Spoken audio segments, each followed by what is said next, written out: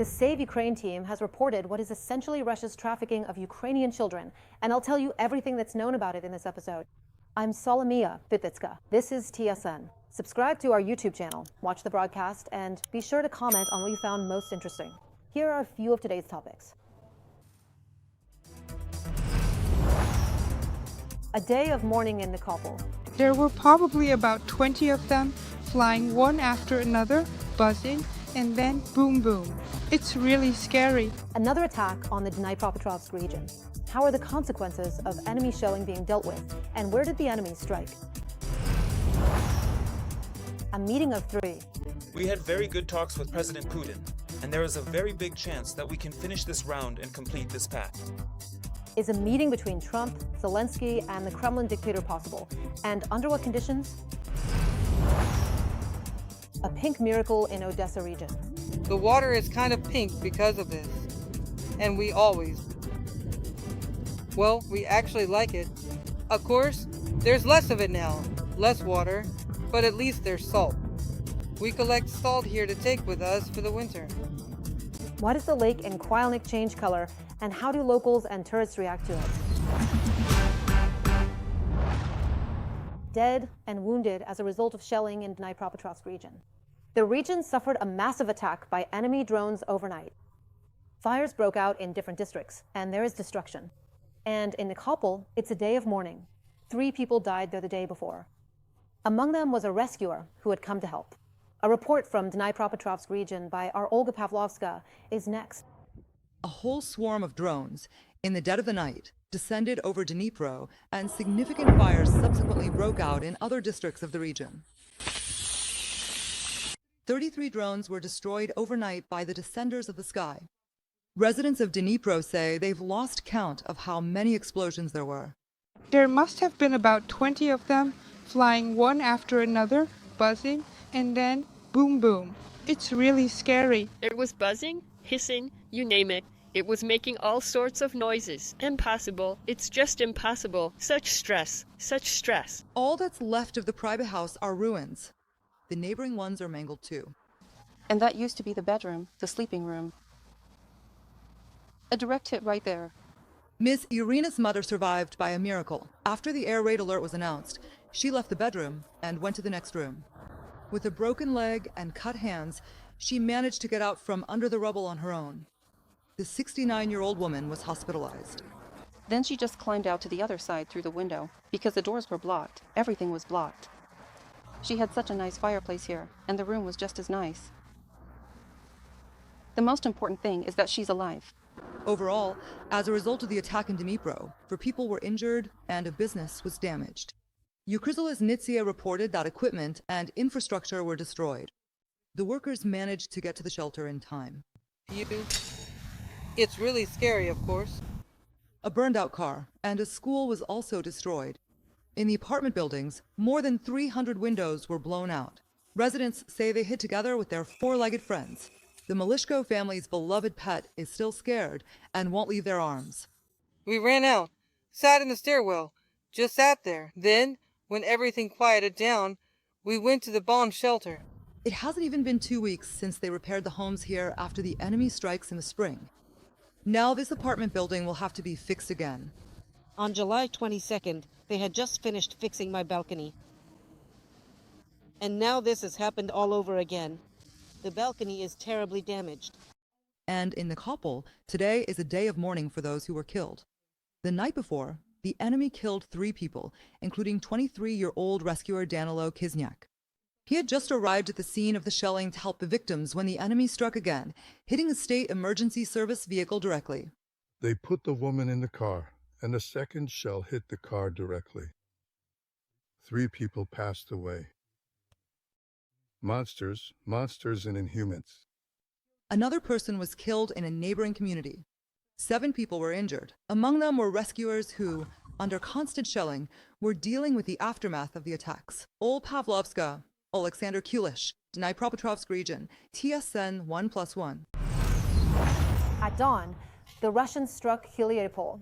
A woman was killed there, and as a result of yesterday's airstrikes on the recreation center, 11 people are still in the hospital.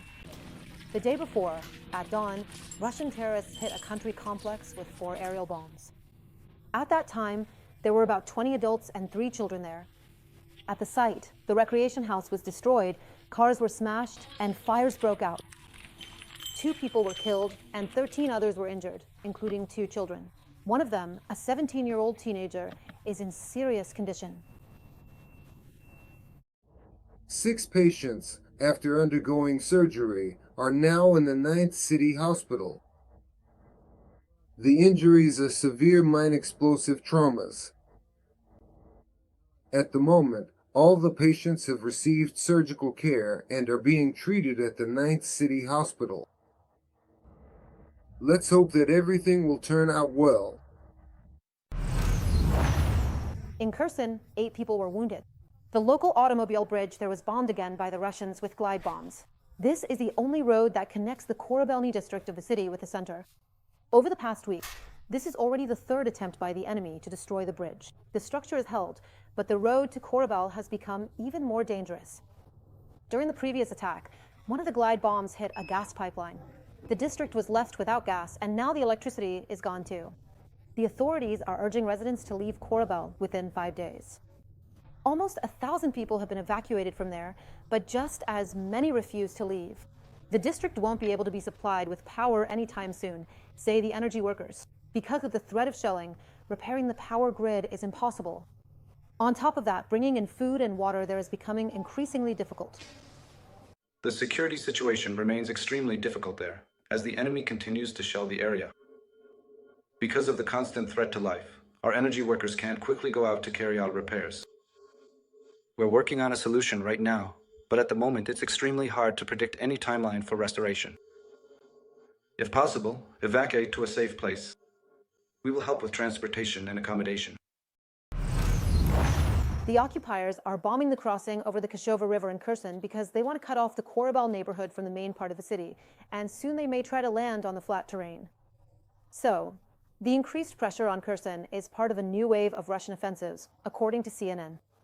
At the same time, the enemy continues to press from the north and east on the Sumy and Kharkiv directions of the front, dropping aerial bombs on populated areas. Our soldiers managed to repel assaults near Kupiansk. On the Lyman section of the front, the enemy advanced in the area of the Serebryansky forest towards the village of Kryharivka. These are the data from the Deep State portal. The most intense fighting is ongoing near Toretsk and in the Pokrovsk direction, around the villages of Popovyar, Rodinsk, Myra-Lvivka, and Udakny. In total, the General Staff recorded 147 combat engagements over the past day. The Russians are using all types of weapons, attacking our positions with guided aerial bombs, artillery, and kamikaze drones. But the soldiers of the defense forces are holding the lines and precisely destroying enemy positions. Russia lost a helicopter worth $18 million thanks to Ukrainian saboteurs. Partisans infiltrated the territory of a military airfield in Russia's Tver region and planted explosives in a Mi-28 helicopter, according to the National Resistance Center. The video shows a partisan sneaking onto the airfield and planting an explosive device under the helicopter, and later locals heard explosions. The Mi-28 was based at a Russian training airfield, which the occupying army uses to retrain aviation personnel. And it is there that Russian pilots master all types of combat helicopters and advanced aerobatics. And today, the main intelligence directorate showed impressive footage from occupied Crimea. There, drones struck an enemy landing ship and electronic warfare stations. Combat drones from the primary unit inflicted damage worth millions of dollars. At the same time, they managed to bypass the entire enemy air defense system. After losing equipment, the Russians began hiding it in special dome-shaped structures.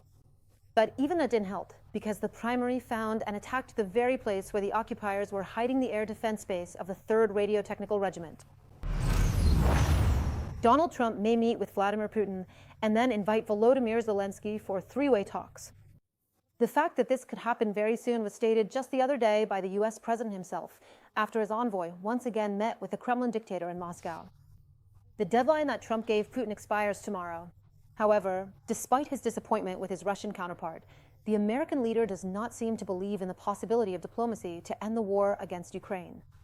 Are all the invited parties ready for such a meeting? What should we expect from it? And why is Europe, from whom Trump expects security guarantees for Ukraine, not being invited to the table? Radio Svoboda correspondent Zoriana Stepanenko will tell us more.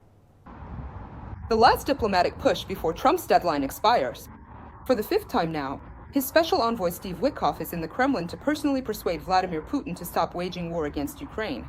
But this is the first time since the US president set a deadline for Russia, having grown disillusioned with it and started punishing buyers of its oil with sanctions. 3 hours of productive but not breakthrough negotiations, as Trump would later say. After they ended, neither side revealed any details. Putin's negotiator, Kirill Dmitriev, only teased, saying, "Dialogue will prevail." It was him, as CNN later reported, whom the Kremlin leader proposed to Trump.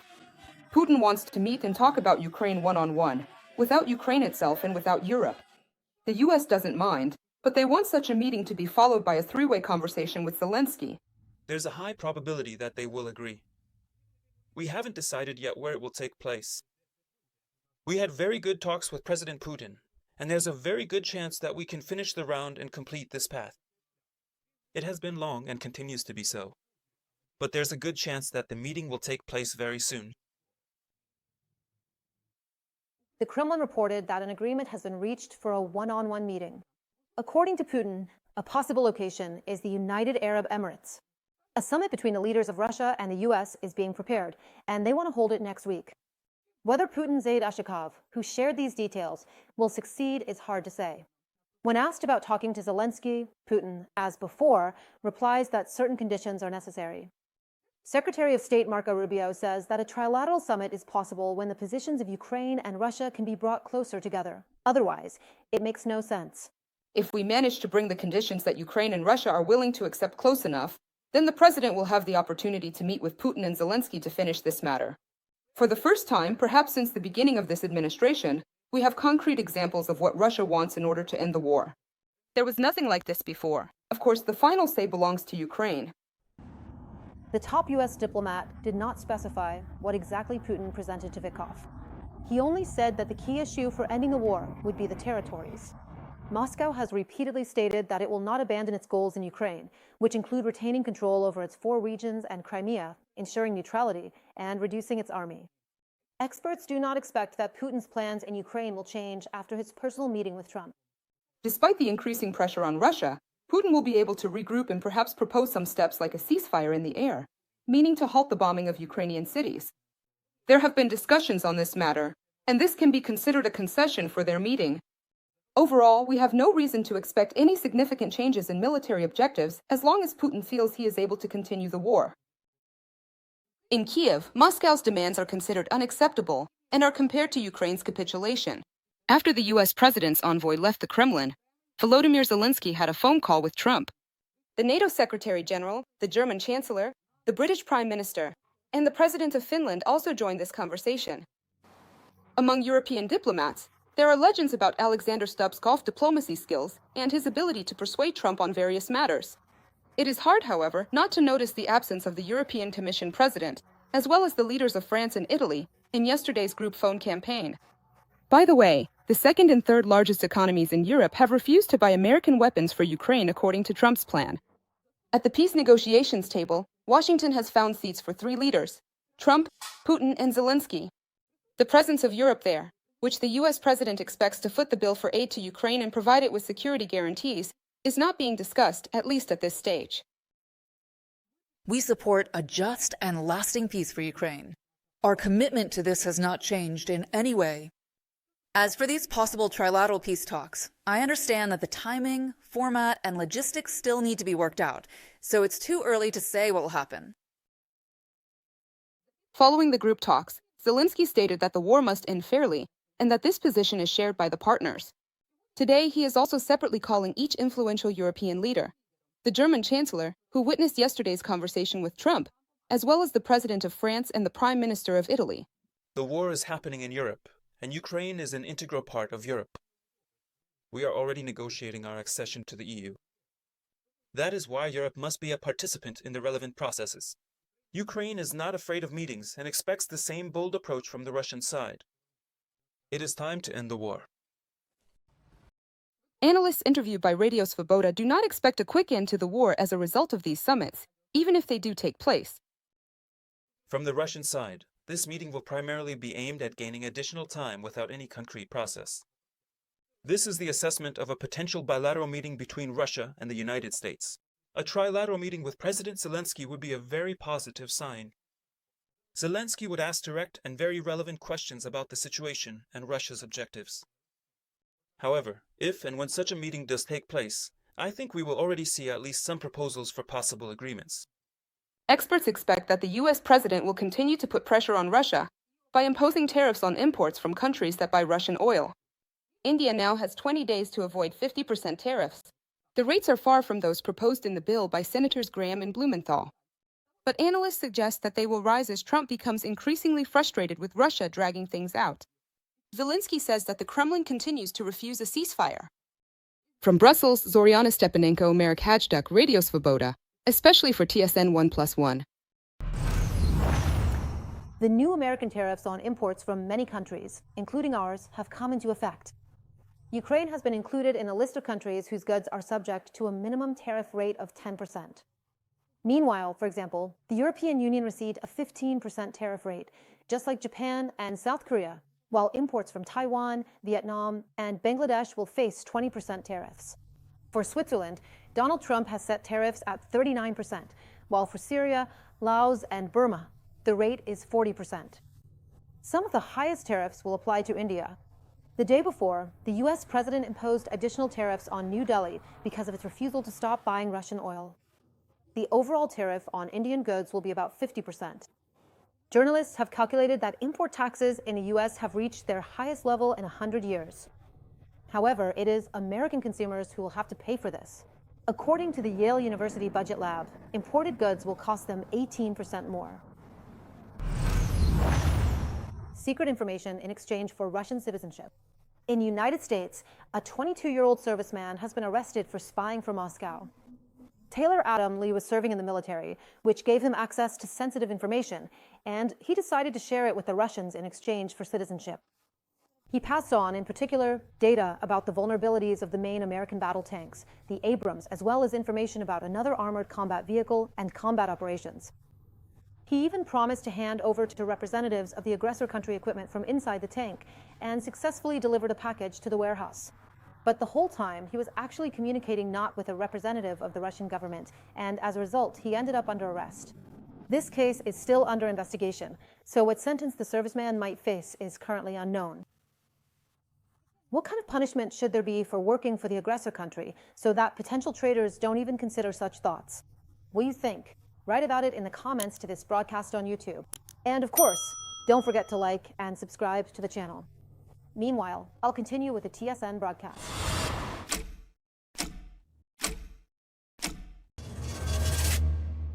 The Save Ukraine team has actually uncovered Russia's trade in Ukrainian children. The shocking evidence was presented by Mykola Kuleba, the president of Ukraine's Commissioner for Children's Rights. The Russians cynically created an online catalog so that Russian families could abduct children from temporarily occupied territories. On the website, you can literally choose a child by their publicly available photo. They're given a description stating whether they are obedient, neat, and socialized. They even added a filter for eye and hair color. Such methods are no different from a slave sales catalog, said Mykola Kuleba, and the world must stop this immediately. Most of the children in the provided photos were born before the occupation of Luhansk region and had Ukrainian citizenship. This website is a ready-made evidence base of Russian crimes, and Save Ukraine will do everything possible to rescue these children and bring them back to their native Ukraine. Rain came to the rescue in Donetsk, where the water situation is catastrophic and the utility workers are powerless. Bad weather lent a helping hand. A video is spreading online showing local residents scooping filthy water from puddles into buckets. For over a month now, water has been supplied from the taps only once every 3 days, and even then it's murky and with weak pressure. This is all due to the critically low water levels in Donetsk's reservoirs and the negligence of utility workers. The city's water pipelines are outdated and should have been replaced a long time ago. Dissatisfaction is brewing in the region, so the occupiers are rushing to make up for the water shortage with deliveries.